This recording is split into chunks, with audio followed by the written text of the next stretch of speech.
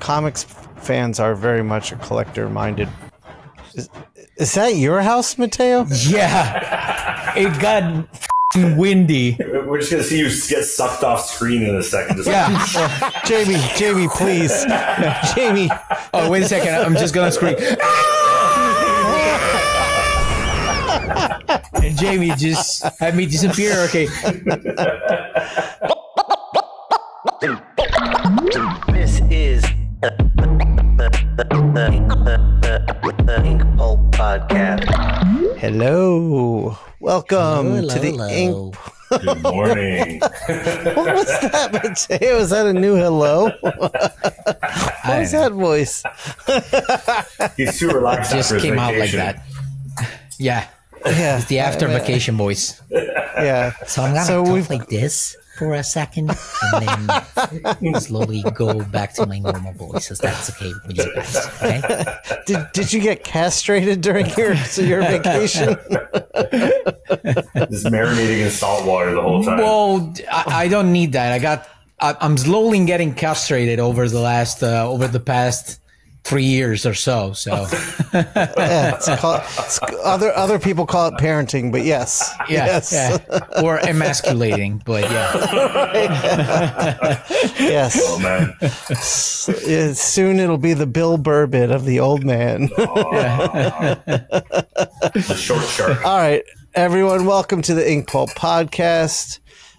It's very confusing. You've got three devilishly handsome bearded men on your screen right now, but who's who? Who's who I am Shawn, and we've got my partner in crime here, Mattteo Scalera. Hello. Say. and my other brother, Ramon Perez. Hey there, how are you? This is the United Nations of podcasting right now. Thanks for joining us, brother. US. Oh, happy to be here, man. Thank you Yes. for having me. Dude, Ramon, we always love having you. I did have a question for you regarding our conversation yesterday. I said, have you recovered from Fan Expo? Is that what I said? Yeah. Tell me about Fan Expo, Ramon. What happened? It was, it was a great show. We had a lot of fans come out. We have a big setup. It's our big home show. So we have like a row of about a dozen artists. We have our raid shop out front, books, everything. You'll see some stuff on our social media coming out. The raid social media team's been like filming everything, which is fantastic. So sorry to interrupt, Ramon, but it's did you have a table or were you tabling in the artist alley, or you had a raid booth, an actual like? It's at the end of Artist Alley, and then we have a raid booth at the very end. So it's kind of like an L shape if you imagine all the artists, and then we have a little booth here on the end. One year we did have a separate booth, like in the publishing area, but we actually found it had less traffic than the Artist Alley area for sales. So we just consolidated into the Artist Alley section. But yeah, it's the same spot we have every year with Fan Expo. They treat us very well at that show.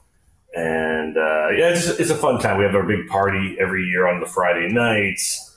And this year was just a little bit, it was a lot basically for me anyways, because we had a lot of things gearing up towards the show. Like we had a bunch of Kickstarters launching right before the show.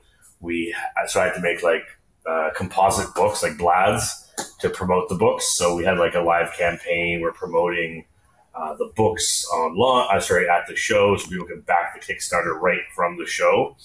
Ramon, what was the word you just used? Blads? Oh, blad. The book layout and design. It's a publishing term. Nice. I actually should have grabbed some. I have a bunch. Here's a fake blad for Kookaburra. So it's kind of just like a mock-up where you can go through and see what it's going to look like, basically. So we had that. And what did you have, a QR code that took them right to the Kickstarter? Yeah, exactly. How did that work for you? Did you find success? Like people were signing up on the floor? Yeah. I mean, obviously, you have people who have to have Kickstarter, right? Like right. So we had two different avenues you could do. You could either buy a prepackaged tier that mimicked the Kickstarter tier through our POS system at the show, Or nice. we had a QR code that would take you right to the Kickstarter if you had a Kickstarter account, and you could back it right there as well. So if they bought it right at the show, but not through Kickstarter, but through your point of sale, that didn't count towards the campaign on Kickstarter, correct? It doesn't, but it gives them all the extras that the campaign gets. So it's really about trying to minimize the amount of steps between the consumer and, backing your product. Sure, I get that. Were you worried about that hurting your campaign at all? Like, let's say your Kickstarter campaign didn't make the cut, not that it wouldn't, but just say it didn't, then you've got all these people that ordered stuff not through the Kickstarter campaign. No, I wasn't worried in the sense that the campaign was already funded, so we knew it was a go. Okay. And in previous years, we had pre-sold a book once before at a show, and we did about 20 pre-sales at the show for the book. Nice. So that was, so even if I did the math on that, that might be like about $1,000 or something, like with a big tier, right? Gotcha. So, while it might diminish the overall numbers on the Kickstarter, it really doesn't hurt us overall.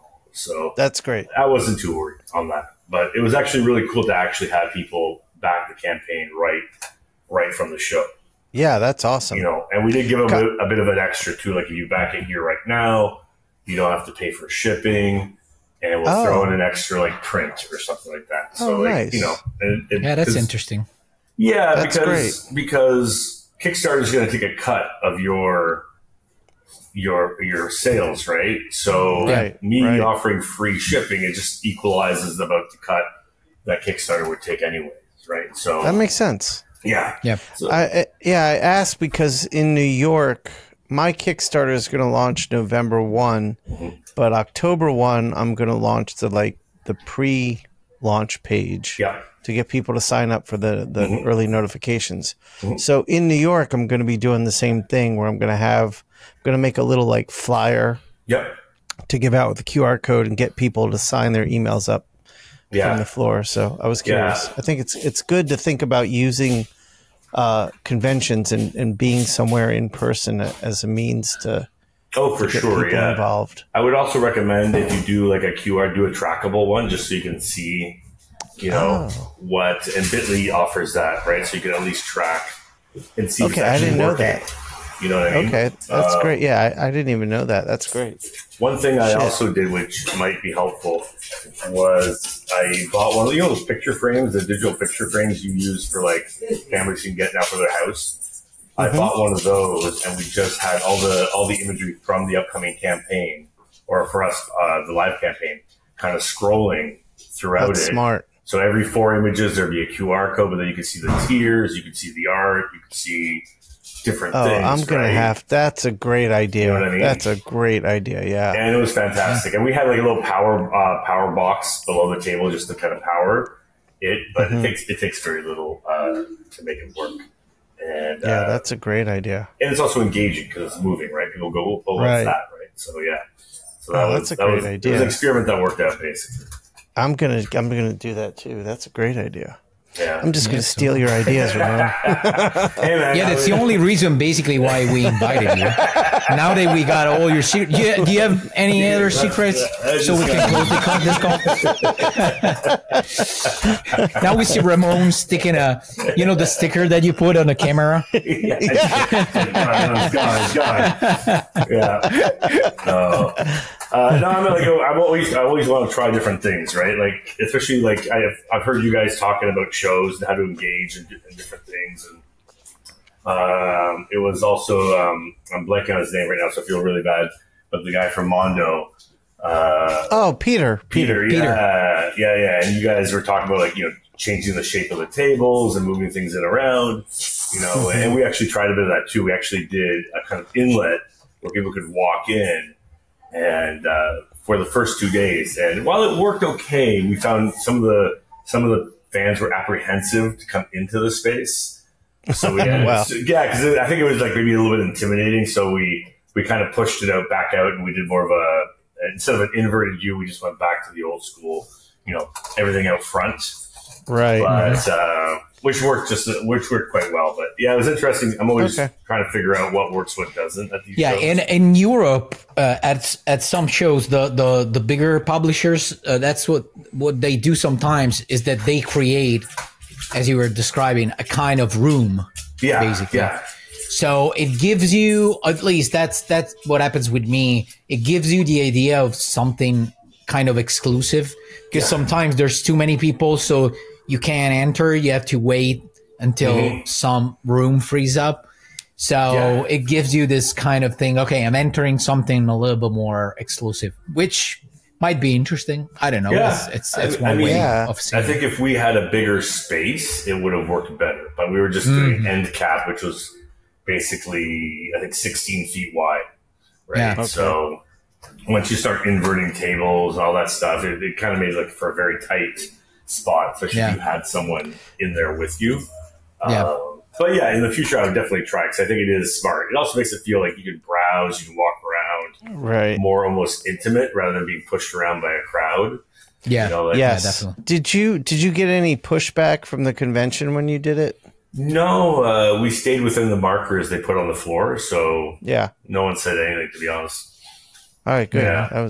That was something I was wondering when we talked to Peter about that. Yeah, it's a lot of these shows, the alleys are pretty tight, so a lot of people are just kind of funneled through, and they're just kind of don't really get a chance to stop. So we're trying to figure out ways to how can we get them to pull over and chat and stuff like that. So, do you think it's more advantageous for you as Raid to set up in Artist Alley with the artists, or to try to get a booth on the main floor and have people there? It's something I've struggled with, and like I said, I 2 years ago I did get a separate booth. So we had the Artist Alley, and then we had a large booth in the publisher section. And the convention kind of sold us as this is a really prime spot, whatever. So I grabbed it. No worries, Ramon. Sorry to interrupt, but Shawn is going to ask you again the same question in 20 minutes another time. Did I ask that question? No, but Ramon already said it earlier, but you're probably thinking about dicks and stuff. Always. The length, the girth, the width. But yeah, no, we broke even on the publisher booth. So which was, which is fine. Yeah. So, but we were like, well, instead of breaking even, let's make a profit. So we brought it back to the Artist Alley. But I'd be curious to try it other shows. You know what I mean? Like Chicago might be different. Right. Emerald City, whatever it might be. Right. I'm even considering maybe trying a publisher booth in San Diego next year. So we'll see what happens. Yeah, is it still that complicated to enter the publishing area in San Diego, having a booth there? Because from what I remember years ago, when Jason, our art dealer, started wanting to have a booth there, I remember him putting on a request, I don't know which year it was, and he didn't get it until he had to wait for a couple of years before he got a booth. And then he started from a really small booth, very far away, in a corner. And then he slowly moved to the center of the show. And then his booth got bigger and bigger and bigger every year. But it took him a while to have a decent space. I mean, this is something I'm unfamiliar with. I've only dealt with smaller shows, so I have no idea. So I was actually going to ask Jason to kind of get some insight. So maybe next year might not happen. I don't know. Well, I think with Jason, this is something worth talking about. I think Jason can get a bigger booth if let's say Raid and Inkpulp wanted to grab a piece of it. Yeah. And give Jason a cut. Pay Jason for a piece of the space. Yeah. And then you could have a little area, but I'm more than. I mean, he's a Jew, so it's probably gonna be around 85%, 90%. probably, but we're going to cover the cost of the essential booth, basically. So we found our promotional clip for this episode. Mattteo getting canceled for the 15th time. Oh man! I think I've said way worse things in previous episodes, though. So yeah, but that was so like sharp and quick out of nowhere. He's a Jew. At the end. Now, Ramon, earlier you said, and I know we've talked about this off camera, but I want to talk about it on camera. Sure. You have a social media team. Yeah. Now, is that an outside contracted firm you're using? Yeah, it's a young couple. I met them through a colleague, and basically this year I put aside a bunch of profit. Raid made a bunch of profit last year, and so this year I kind of said to myself, okay, I'm going to put aside a chunk of that money to reinvest back in to help us grow and scale, right? So one of the things was social media. Like I'm giving it basically a year to see how it affects our growth and our sales. And they're an outside team, and I pretty much give them free reign. I said, listen, push it, make it fun, make it engaging.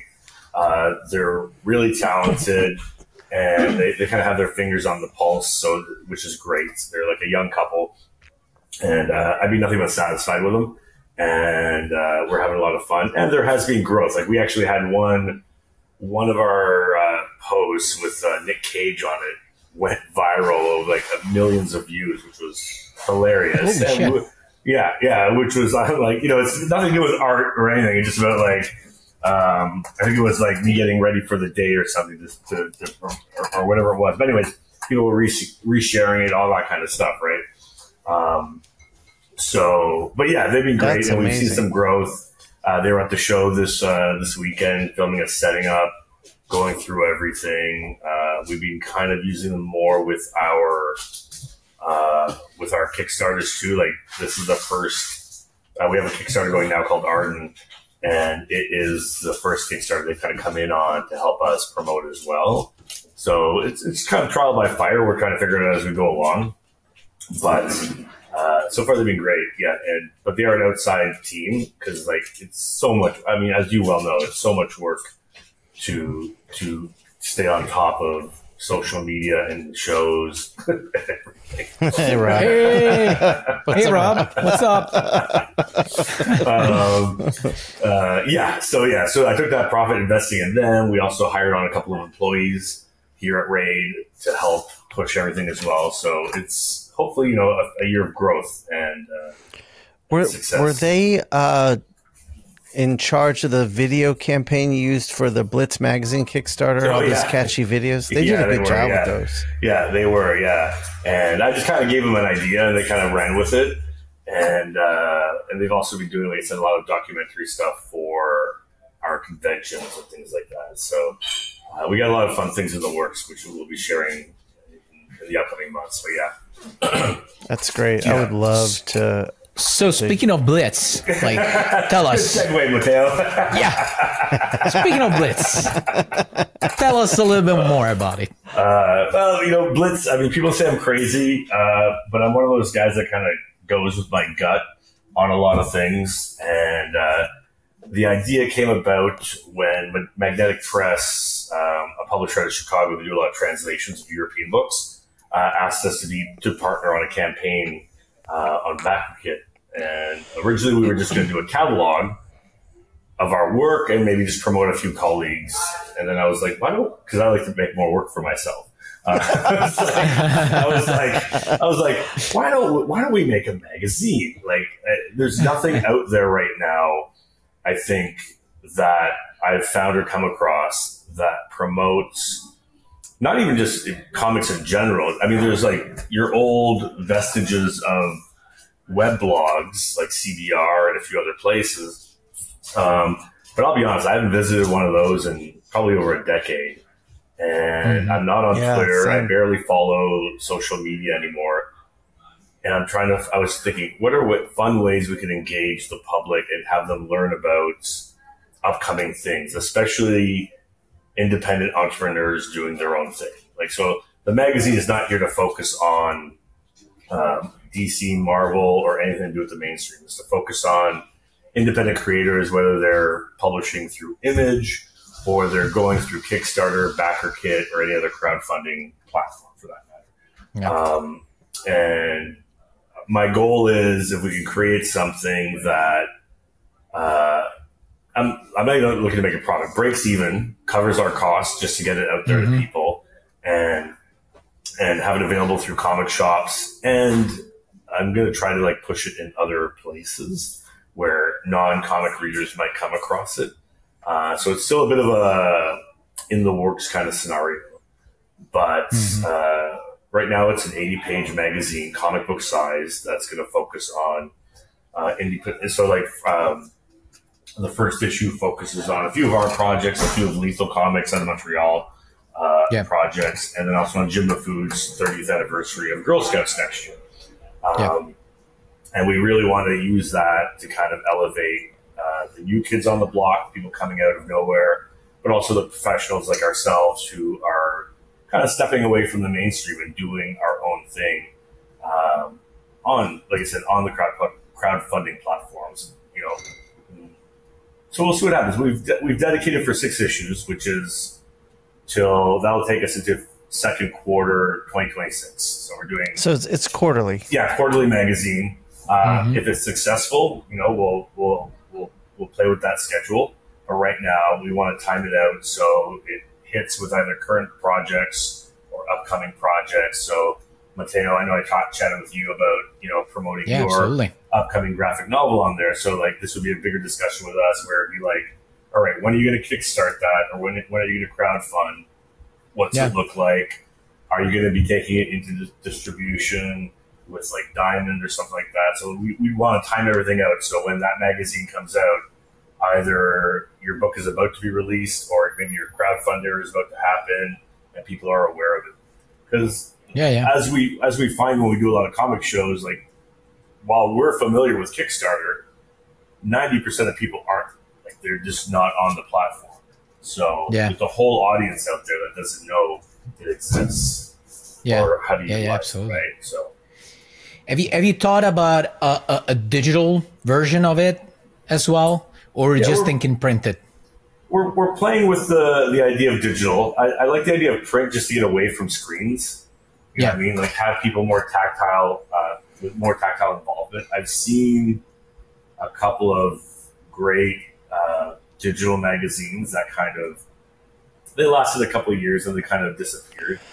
And I know with myself, the problem I have with digital editions of anything, I'll download it, I'll put it in a folder, and I'll never look at it again.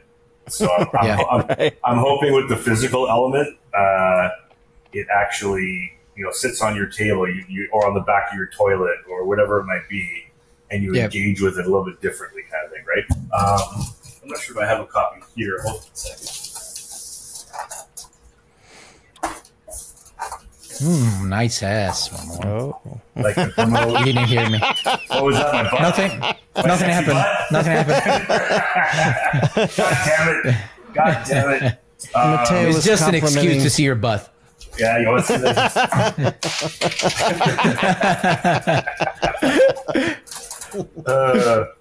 I got a couple of the latest video that went up from our social team. Had my little peach on my ass because I was like mooning the camera a few times. On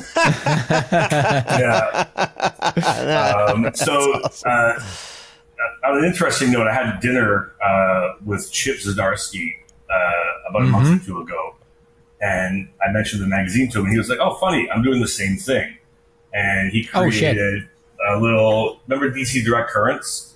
So it's just like a little, has all his projects, you know, very Chip articles, crossword. But this is available for free in comic shops, and he sent it to them for free across the board. And is that your plan as well, Ramon? That's our hope. Yeah, our hope is to get it into shops, whether it's free or a low buy-in, right? Like $1, or something like that, you know, or free with purchase or something like. You know, we want to take away the cost from the comic shop. So whatever the cost is to get it to them, we would pay that.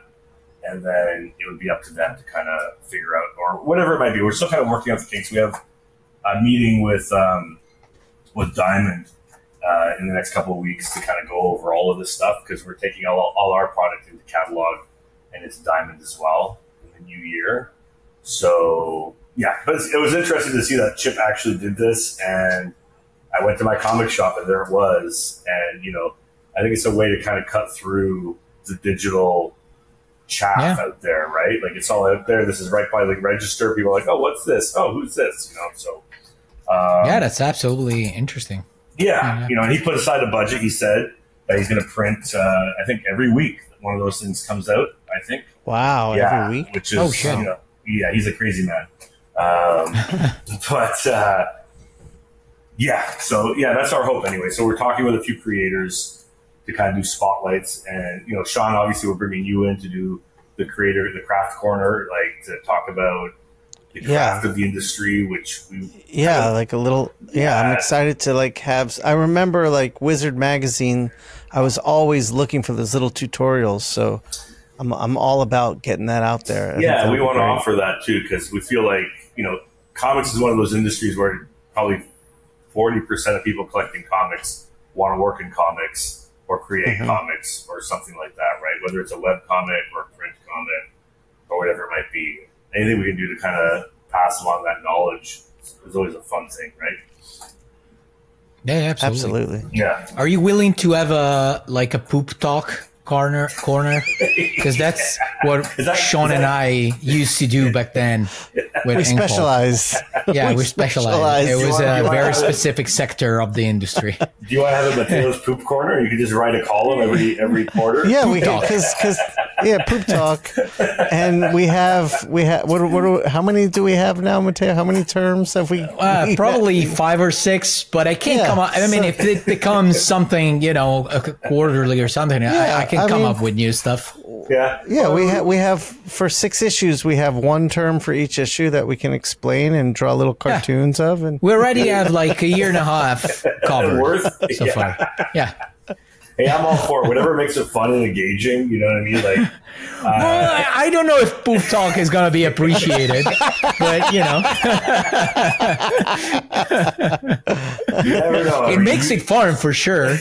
I don't know for how many people it's going to be fun, but for some, for sure. We're willing to try anything at the end of the day. Like, we kind of want to put the fun back in comics. I feel like there's a whole lot of seriousness out there. There's a lot of politics too. Yeah. And, one of the things I appreciate about you guys doing this thing is it's just you're frank and unedited, and you're kind of throwing caution to the wind, right? So we kind of want to do the same thing. Yeah. I mean, the amount of like positive feedback we get from people saying what you just said, it's like, you're leaving all the bullshit aside. You're having fun. You're having good discussions between this and Inkpulp Live. People are loving this, like, return to what this is all about. I mean, we grew up in an era, where, we had some magazines. We didn't have the internet, but the discussions we'd have when we got around other like-minded comics fans were always like fun and interesting. And you might have debates about like, was this book good or not? But it was never like so divisive as it is now. And it's people very polarizing. And there's more talk about industry politics than craft and quality. And I think it's nice to just ignore that and focus on the good stuff. So, Ramon, I have another question because I just thought about it. Do you think so? Since this magazine is gonna promote Kickstarter campaigns as well, you said, right? Am I right? Yeah. So, how do you think? Are you already talking to to retailers about this idea that you have this magazine? I've talked to a few of them, like mostly some of the local ones, and like anytime I do a show, like I usually kind of drop by the local comic shop in the area and kind of just chat with them, introduce myself and stuff. So I've talked about it, and like obviously we want to focus on stuff they can get access to. Yeah, that's what I was wondering, because generally speaking, from my understanding, which is not a lot because I'm pretty much ignorant about the whole industry, but generally speaking, they're not, so thrilled with, the whole Kickstarter thing. Yeah. Because it goes kind of against their business, kind of. Yeah. So we've done, normally every time we do a campaign, we have a retailer tier. Offer, I mean, where it's basically offering the same discount they would get, if not, I think, slightly cheaper than they would get through Diamond, and then, shipped out to them. And we've had several retailers across North America support those tiers over the years. Unfortunately, I think a lot of, and this is not to diminish, not to slam retailers, but I think the majority of retailers focus on Marvel or DC, or maybe now Boom Image, like the top tier books, because they're investing in selling these books and whatever, right? Yeah. So I think it might start off in a small capacity, but we want to try to kind of educate them as well, and going like, hey, you can order these packages, and yes, it is a bit of extra work, but maybe we can offer you something extra if you say, for example, order, the special edition of Matteo's book. You'll get this extra, maybe they're signed copies or whatever it might be, right? That they could sell maybe at a higher price point to recoup their costs, or whatever it might be, right? So what we've been doing with a lot of our campaigns lately is we've been offering like a retail edition or the standard edition of a book, which will go out through Diamond in the new year. And then we're offering premium editions, and we're not the newest. We're not the only ones that do this. Like Flesk, Clover, they both do this as well. They do the premium edition, which is only available through their website, and that's it. And so if we can offer those editions now to a retailer, so like one thing we do is we put an extra signature of pages into the book, so an extra 16 or 32 pages that the special edition has. Maybe it's a sketchbook, maybe it's behind the scenes, whatever it might be, and then give them access to that. So they can order through the retailer, but maybe I start through Diamond, but we'll be like, hey, here's a contact for this independent publisher or their Kickstarter, where you could say maybe they order X amount through Diamond, and if they order X amount, the publisher will then send them 2-5 copies, whatever it might be, of the special edition, like a variant, if you will, kind of thing, right? So it's all an experiment, but I feel I like to throw spaghetti at the wall and see what sticks at the end of the day, because in today's industry, you just don't know what's worthwhile and what's not to do. Right, you have to try. Yeah. So I'd rather try and say, all right, it didn't work. What's the next thing? What do we do next, right? And to Matteo's point, I'm thinking about that same thing. Having a retailer tier is necessary, but beyond that, what can we do? And I thought about I don't know how to do this, but maybe there's a signing retailer tier where if they buy X amount of copies, you'll go to their shop and have a signing for the book itself. Yeah.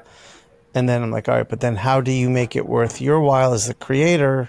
And you could have you're just selling an upsell of the book with a sketch. So you collect the sketch money. They've already paid for the book, so they get the book money. I don't know. I'm just thinking here, but I think there's a way where showing up in person and helping attract people to the store can incentivize the retailers as well. I think it might be easier for someone like yourself where you might have a larger density of shops near you. Right. Whereas for me, I'm I maybe got 3 or 4, and then I'm traveling across the country to Right. That's the issue. You know what I mean? But you coincide it with something like, say, New York Comic Con or whatever it might be. Exactly. Hey, when I'm going to be there, I'll stay an extra week or whatever it might be, and I'll do a couple of shop signings. So I think there is definitely something there. It's just figuring out what that is. You know what I mean?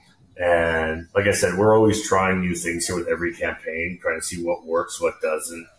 And because I think it's just it's a whole new, it's a whole new landscape for how to promote comics, and kind of and anything we can do to help show the retailers this is something beneficial to them and create a better understanding on their end of what we're doing would help everyone. Yeah. It would help the market, I think. Yeah. And I think like, I could be wrong, but like, I know for myself, for me, my comic shop was my social hub when I was growing up. Like all my friends, we hung out there, we bought the Wednesday comics and we go out and read them afterwards or whatever it might be. And I think comic shops are still a hub to a certain degree, but I think the internet kind of pulled people away from that in-person connectivity and created these, whether it's Discord rooms or chat rooms or whatever it might be, right? So I feel like even if you give someone something for them to talk about when they go to that shop, you know what I mean? Whether it's like, hey, get your hands on, if maybe the retailer, like maybe you send the retailer 5 or 6 copies of your book and one of them has a sketch inside.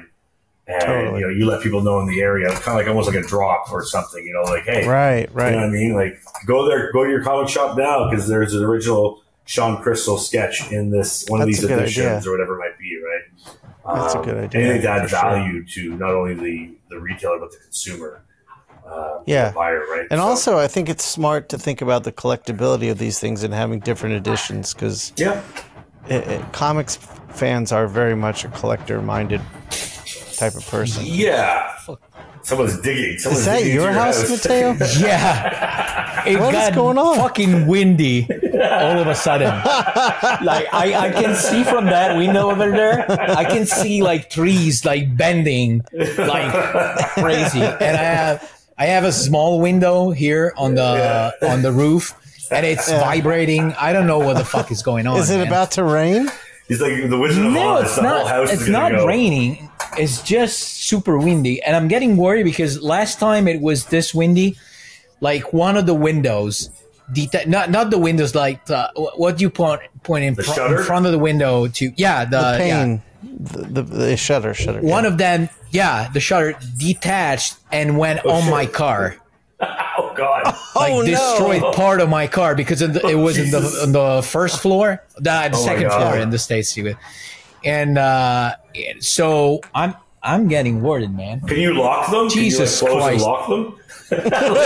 Yeah. Well, I wasn't expecting the winds to be so strong that it would just, rip them out. Rip them out. So, but we'll see how the situation We're just going to see you get sucked off screen in a second. Just like in an airplane. Jamie, please. Jamie, you got to do it. Jamie, do it, please. Oh, wait a second. I'm just going to scream. And Jamie just had me disappear. Okay, take a shot of me not being here. Put your feet up. Put your feet up, Mattteo. Put your feet up. Oh my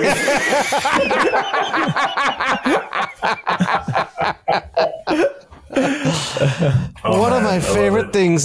So speaking of the concept behind Blitz, and you're saying you throw everything at the wall and see if it sticks. I think we're all kind of in that mindset. But I was saying to Jim the other day, what I love about everything we're doing is we're still the same little kids that we were back then. Now we're just finding professional reasons to do shit. We have money to play with basically in this. Yeah. We can have Mattteo flying off screen because that'd be funny. That's gonna cost us another $100 extra, but who fucking cares, right? Who cares? Well, it's funny that you mentioned that because Blitz is actually named after a zine I did at my local comic shop back when I was a teenager. So we would like photocopy it off, staple it, and put it out there, right? So it's kind of going back to my indie roots, and that's great to hear. But with more money, basically. Yeah. Now you can just dig a hole of debt. It doesn't matter. Pretty much. Well, like I said, I gave myself a budget, so like I don't like debt. So one of the cool things we've managed to do here at Raid is we do a lot of corporate work, and I use the profits of where we sell our soul to do the money work, and then we kind of funnel that into the creative work, right? That's smart. And that's kind of been a saving grace this past couple of years. So I'm hoping to use that to kind of get us up there and doing some really cool shit for people. So yeah, absolutely. But I think it's super cool that, especially with this thing, I mean, you know, crowdfunding and stuff, it's not a new thing, but it offers new options instead of the usual, I'm going to publish a book with this publisher and that's it. So it's really, I think one of the things that's really great is that now we have all these options to explore. So as you said, you can try stuff and see, because maybe, who knows, you can find the right thing that works and brings a lot of new backers into your campaign or whatever, you know. Like I'm thinking, connected to, you know, your magazine, maybe when my campaigns start, I'll do like a short tour in the States for some of the main comic book shops, you know, to promote it. But that involves also, you know, managing costs and make some math, you know, regarding cost, how much it's going to cost me. Is it going to be worth it and stuff like that? So it's really, I think it's really interesting if you're willing to put your mind into it and you know, start trying to think about new stuff in general. Yeah, no, definitely. Because I think it's a great way to gauge, you know, social media is awesome, but Kickstarter or BackerKit, whatever you use, is a great way to see what the greater population will actually like. It's almost like what do you call it, like a taste test of your audience. So like, you know, if you have like 1,000 people sitting on your landing page, you're pretty much guaranteed you're going to be successful. You might make like between $80,000 to $100,000 on your campaign, and so on. So the more you do that, the longer your road leading up to your campaign, selling it, promoting it, like you're saying, Mattteo, it's almost like a political campaign. You're going around, you're shaking babies and kissing, you know. Shaking babies? Kissing hands and shaking babies, right? Is that the signing tits? Only on your campaign, or maybe Trump's campaign too. I don't know. But yeah, the longer the road, like I think what Jim is doing is great. He's been like promoting his upcoming campaign, and you can see the numbers increasing and increasing and increasing, right? To then skew the algorithm. So launch day, he just has all these people there, which elevates his project, you know? Yeah, I remember we had, so De La Soul, they kickstarted their last their last album together, and it did really well. And I remember we had a meeting with the guy, his name was Howard, who kind of helped them navigate and design and create their campaign. And he said it was all about that pre-launch. And what they did was, I think it like launched on one day, but they told everyone it was launching the next day. So they had all their friends and family go in and buy their shit. So it funded it before they really launched it. And it just made it explode. So I need to reach out to him again and hear how he did that, because that was kind of crazy and it worked. Yeah, because certain platforms like BackerKit, for example, you can actually send out a preview page to your mailing list or your family, friends, whatever, and they can actually back it before it launches. Yeah, I'm not sure if you can do that with Kickstarter, but I could be wrong on that. Well, I don't know if you can still do it with Kickstarter. I think that was something you could do. Yeah. But yeah. Yeah, I know BackerKit you can, because we're toying around with that exact same thing. Like get in there, it's like, hey, be part of our mailing list. It gets you in the door, right? 12 hours earlier, 24 hours earlier, right? Right. Because you know there are limited tiers, so get in there. And, you know, it's all shopping and you know all the stuff that we see all the time. But yeah, you know, I think I keep hearing the shaking, just like some. Yeah, Matteo's like. Yeah, man, it's super distracting because I feel like from one moment to the other, like the whole house is gonna crumble. Fucking hell, man. Jesus Christ. Well, I mean, if it happens, it's been a pleasure, gentlemen. And these might be my last episode of Inkpulp. No, we've already lost one. I can't lose another. I'll put out actually, Ramon, I'll need you to be on here with me. I can shake my head. Get a little couple of earrings out. It'll be good. It's fine. Yeah, dude. Motherfucking Ramon kept his hair. That motherfucker. You got hair? What are you talking about? Dude, it's not much there. It's not much. Not what it used to be. All handsome devils, all of you. Yeah, I'll take that. What about marketing, Ramon? Do you just rely on your social media people to kind of figure out the marketing strategy, or like with Blitz Magazine, do you have a marketing strategy or campaign you're putting together? We are just spitballing amongst ourselves. I am looking actually at a marketing intern coming up. Okay. But like I said, like while I have a budget, it's a limited one. So right now I'm just like sure. Spending Well, even you. I mean, look, I've listened to some books on marketing. Yeah.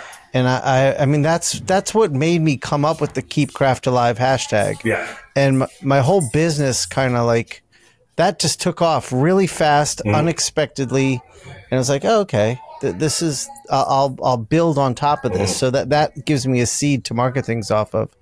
But I get a lot of emails and DMs from people like trying to get their career started and using Kickstarter, and they're like, it's not performing well, and they send me a link, and it's like, all right, the main issue I'm seeing is you're not like, there's no marketing strategy. Like why? Like A, why is someone going to buy a comic? And B, why is someone going to buy your comic? Yeah. That's like the very first thing that you have to get across. So it's I was just curious if that's something you're leaning into at all. I mean, I've devoured a few marketing books over the years, and I've listened to a few podcasts. I'd actually be curious to hear or get suggestions from you, because I'm always trying to absorb that stuff as well. Like, you know, it was a bit, part of my course when I was in college was advertising. So, but that's like ages ago. So like, it's like, you know, not the same things apply. But yeah, we're always kind of spitballing here, conversing amongst ourselves. And then, like I said, I have a marketing intern that I'm talking to start coming in like once or twice a week to help us out. But yeah, we're just, you know, the more I can invest in that down the line, I feel, you know, the better. I have talked to a couple of agencies locally here in Toronto, and the spend is affordable. I can do it, but it's like, I feel like I need more foundational work in place before I start screaming from the rooftops saying, come look at me kind of thing. Right. So, I am doing a lot of that right now. Like, we have our websites being rebuilt right now. You know, we're finishing up some cosmetic stuff here at our, you know, the offices. We're trying to figure out, you know, just to make ourselves look ready when we actually do that larger campaign. Yeah.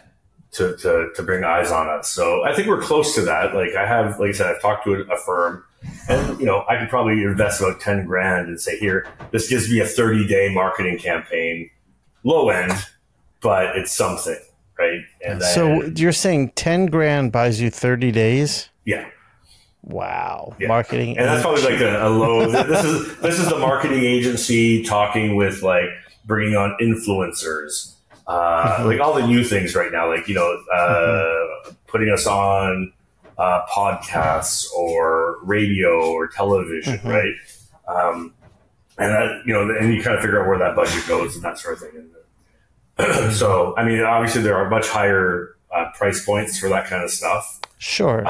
But I was just talking for the bare bones basics with one agency, right? But I think you did a good job. Blitz has this built-in marketing thing where it's tapping into what Nick Batera was talking about, where we're all these islands of like entrepreneurial creators now, and we all have our like fan base. So if one of us puts something out there, then we can all help by shouting it out to our little areas. But what Blitz Magazine does is it incorporates everyone, so it encourages them immediately to shout it out. And that's the hope, right? Like, I agree with Nick. Like, I really kind of empathize with this episode, because, like, we are like all these little, you know, battalions going out and waging our own little wars. But if we just teamed up a little bit better and shared our knowledge base, but also our, you know, our membership base, whatever it might be, it would actually, I think, help us grow exponentially.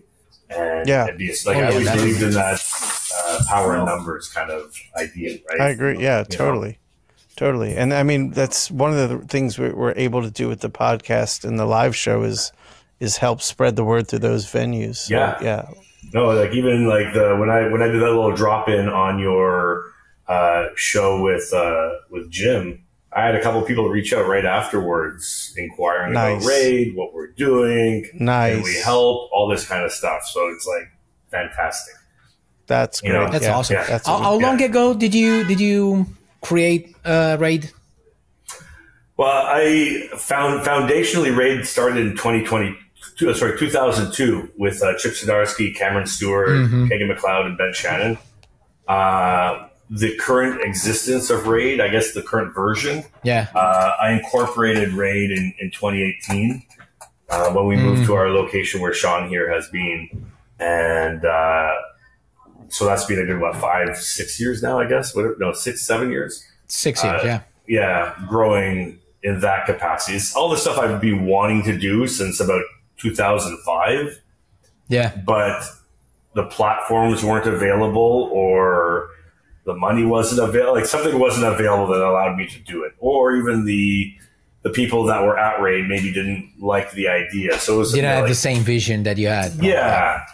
Right. Yeah. So the cool thing now is we're a large space. It's a great team and everybody kind of has that same vision and direction. Yeah, absolutely. You know what I mean? And plus, you have Rob, who just passed again. So once you have Rob, you see how busy after work is done. No, it was like one of the great things. I know, like it kind of screwed over the world. The pandemic, it actually helped us build a great foundation here, allowing people like Rob to come in to help and do a lot of free labor to help things get out there. Yeah, see, there he is. but now to the point where we've grown, and now I can actually pay him a salary to do what he does. Right. So so that's great, man. Yeah. So we just keep going and barreling ahead and see what happens.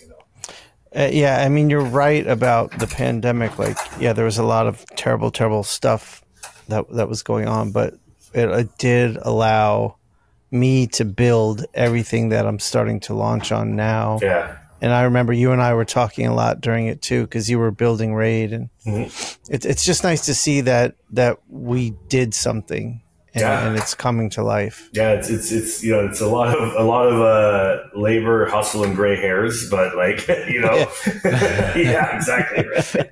But I wouldn't have it any other way. I'm loving every day coming in and working on this stuff and not only creating my own stuff, but also helping others create their stuff as well, which is absolutely fantastic, right?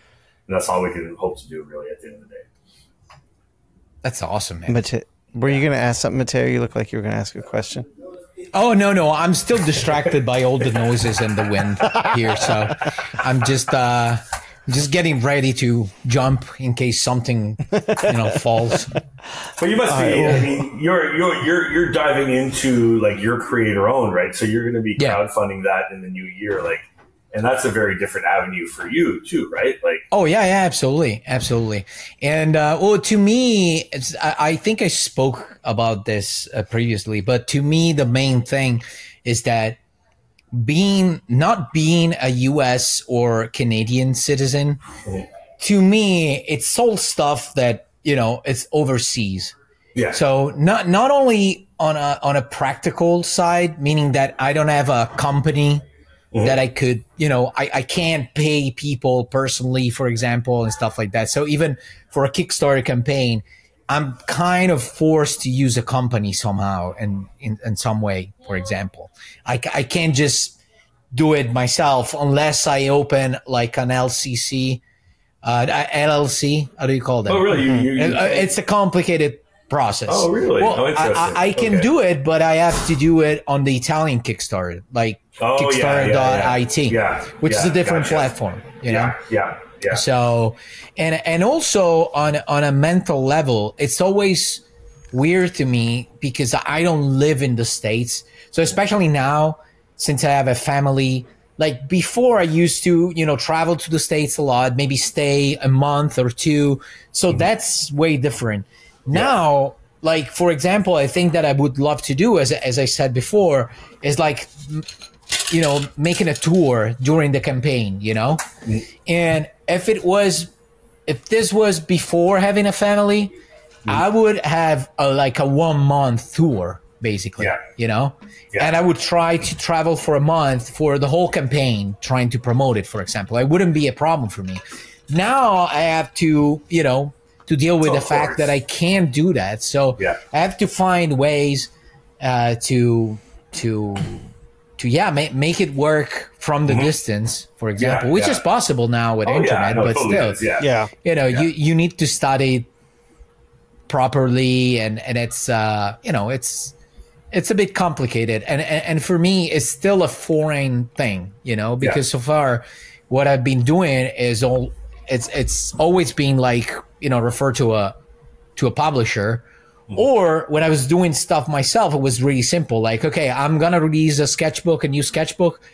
I'm going to do shows and I'm going to sell my sketchbook there. That's the thing that I know how to make work somehow, some way. Maybe there's people that do it better than I do, but still, I know how it works. So I know how to make it work. I know what I need for a show.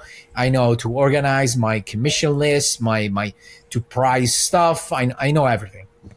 And the same thing with dealing with publishers. Like, I know how it works, but it's a whole new thing for me. So to do it by myself with a Kickstarter campaign, especially the way Kickstarter has evolved, because I've done a couple of Kickstarter campaign in the past, but it was way different. You just launch the campaign and just wait a month and see how many people you were able to fool, basically. Let me ask you this, if you don't mind me asking, someone of your name in Caliber, you could easily go to Image or Skybound or any one of these companies, and they would probably in a heartbeat carry your book. What's the point of doing a Kickstarter for you? What's making to be honest with you? It's two reasons. One is that I want to understand this thing. I want to learn from this experience instead of always letting other people dealing with all this practical stuff. I want to deal with it personally to learn about this part of the industry. And also, it's it might sound bad, but I don't think, to be honest with you, and people know that I don't lack in self-confidence. So I'm being realistic here.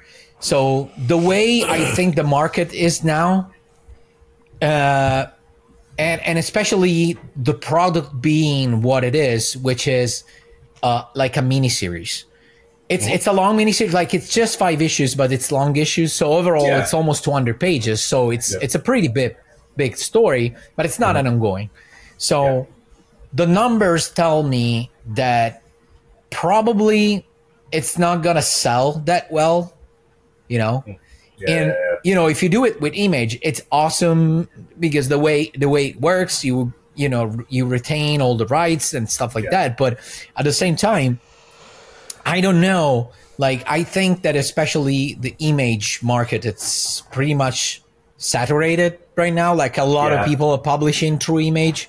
Agreed. And it not being an ongoing, I don't know how much, how much it could sell, to be honest with you. The problem is that if you can't sell enough copies, you're not gonna get a lot of money. And it's I know, again, it sounds bad, but I need, I've been working on it. I've been working my ass off to do this thing, and I really care about this thing. So I want it to be profitable. I don't need to get rich from it. I don't think I'll get rich from it unless I sell it as a movie or stuff like that. But a small independent creator with no name can probably make, if they hustle and promote well, we'll probably make between 20 to 40,000 on a comic book, right? Yeah, right. So, and I can't remember if yours are 20 pages each or whatever they are. But even like Carl, for example, I think you guys have had on. He did Tanager, and I think the first issue did about 80,000 Canadian. Yeah. So what do you suggest? This is the thing that I was asking myself last week. What do you think would be the best thing to do? Like releasing the 5 issues or releasing everything all at once in different editions, like a deluxe artist edition divided in 5 floppies, like giving all the options in one campaign or doing 5 different campaigns? Yeah, it's interesting because I know there's that publisher TKO for a while. They would release the issues, the trade all at the same time. I would probably, because I know you're working ahead, right? Like I think you're getting issues done. I want to have everything finished. Yeah, basically by the beginning of the campaign, everything or almost everything will be done. I would, to be honest with you, I look at Kickstarter as a promotional advertising tool, not a funding tool. Funding is the side benefit. Right. So I agree. At the end of the day, I agree totally. It's a marketing tool, 100%. So at the end of the day, if you do, like, say you have all your issues done, then you plan out, say, okay, I'm going to do a campaign, one in the spring, one in the fall, and then so on, or maybe even more often, depending like how you want to do it. But I think it could be beneficial to actually say, here's number 1, or maybe 1 and 2. 3 and 4, 5 and 6, whatever you figure out, and then you have it's a promotional campaign for each one, right? And then at the end you have your deluxe special edition. I was going to say what Ramon said, because every time you do a campaign, it's going to be PR. More marketing for the book. Yeah, I would say, it sounds like a good idea to do the campaigns for the floppies individually or 2 at a time. And then that's all a big marketing plan for the big hardcover that will eventually come out. So when you say promotional, it's promotion for the product, not personal promotion. Yes, for the book itself, right? Like one of the creators I kind of researched. Before I dove on Kickstarter, I researched a lot of campaigns and how they were created, how they funded, the numbers. And there's one guy in particular who caught my eye. His name was Curtis Clow or Clow. I'm not sure if I'm pronouncing that right. But he did a series called Beastlands, and every issue he would release an issue. I think for the first little bit it was every year, and then he did twice a year. And everyone grew exponentially. So I think it was if I recall, it was an 8-issue miniseries. Yeah. And after the first 4, he did a collected trade. And then the next 4, he did a collected trade. And then after it was all done, he does super duper oversized, beautiful. And the trade falls on a personalized campaign, or after it's okay. Its own campaign, yeah. So it's 5 campaigns for a TPB basically. It's 4 for the floppies and 1 for the exactly, right. Yeah. And then so I would probably do something to that capacity, like maybe like I said. Choose like a couple times over the course of the year, because you don't want to be burnt out either, right? Like it's a lot of it's a lot of work. You know what I mean? Or like obviously if you're working with a company or something like that, then they're obviously going to do a lot of the distribution, and mailing, all that stuff. I would guess like 1 campaign every 3 months is probably good, because it gives you a month to set it up, do the pre-launch, a month to do the campaign, and then a month to fulfill, and then repeat. Because it's a job. I would even, to be honest, I might even do every 4 months, just because. 4 months? Yeah, just usually like 60 days is usually the kind of PR. Yeah. And then you ramp up at 30. Obviously once you do the first one, you have that crowd sitting there waiting for the next one, right? And you'll promote to them again. Because you also don't want to oversaturate. Well, in my case, issue number 1 sucks, so I won't be having a lot of people sitting and waiting for issue number 2. So that's why I was planning on releasing all at once, because you have to read the whole thing. But if you do it every 4 months, you could do 1 and 2 as one campaign, like Ramon said, 3 and 4 as another campaign, then 5 and 6. So that way people get 2 issues to kind of hold them until the next campaign kicks in. And that way it also gets your whole series out within a year, right? Yeah. And because the other dangerous part is, especially with comic books, like is you're having the person pay shipping on these comics, right? So now that they're paying whatever it is to back your book, which could be $30, $40, $50, whatever it might be. Yeah. And then they're paying another $20 or $15 in shipping. right? So that kind of elevates the cost, you know? So I think doing something like what Shawn just said might be beneficial. And you could even put like a caveat or something like, oh, if you back the first 2 issues in the first campaign and then you back the other ones, I will include free shipping, you know, like add a special tier or something, right? Like you just put it like a slightly higher, and then you kind of, it might be a bit of a loss, but it's kind of like you're giving these people who are coming in early something advantageous or special, right? Yeah, I think when the book is all done, Mattteo, we should do a podcast with like Ramon and Jim and maybe a couple other people who use Kickstarter, and we can all kind of like hypothesize about what's the best route to go with your book. Yeah, it's interesting. I think it would be good information for the public and would be good marketing for the book. Yeah, no, 100%. You know what I mean? Great, you guys had a lot of crowdfunders on there over the years, right? Hell yeah. And everybody works slightly differently, so it's kind of cool to see what works and what doesn't. And it's always evolving too, right? Like or we could do a series of episodes. Yeah, we could do a series of episodes. Do like the road to the launch, basically. I'd be curious to ask. Sean Murphy as well. Yeah, or maybe the Massive guys who managed that campaign as well, to ask them what they think. Yeah. Well, we know the Massive guys. Yeah, absolutely. We went dune bashing with them. That's true. Back of the bus crew. That's right. But yeah. All right. So we go ahead, Ramon. No. I was just going to say it's like, I think it's a great idea if you guys actually, once you figure out your launch date, just start working up a road through Inkpulp, through other avenues. Yeah, I think that's great. Yeah. All right. So we've done our hour, and I know Matteo's got to get moving anyway. Yeah. But thank you, Ramon. We're very excited about Blitz. I'm working on my rough draft for the first lesson as we speak. Nice. And yeah, Mattteo, you wanna take us out of here?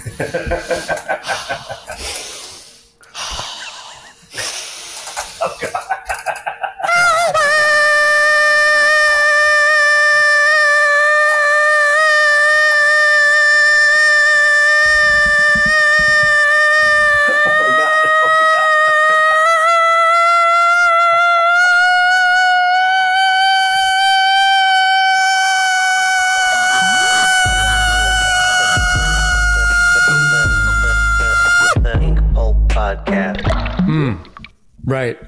Right. Shawn, according to my analytics, your thumbnails are one of the highest in demand items on the internet. What have you got to say about that? Jim, funny you should say that. I have a gift for everyone in the Inkpulp community. A free PDF of some of my thumbnails, as Jim said, which are in high demand. Also, I'm giving you a new home, the home of craft, the official home of the Inkpulp community, inkpulp.tv. A place where you can learn about the craft of comics, engage with the community, receive special offers, and so much more. In order to get your free PDF, head to Inkpulp TV, sign up for the newsletter. This is just the beginning of so many wonderful things to come. Thank you. Keep craft alive.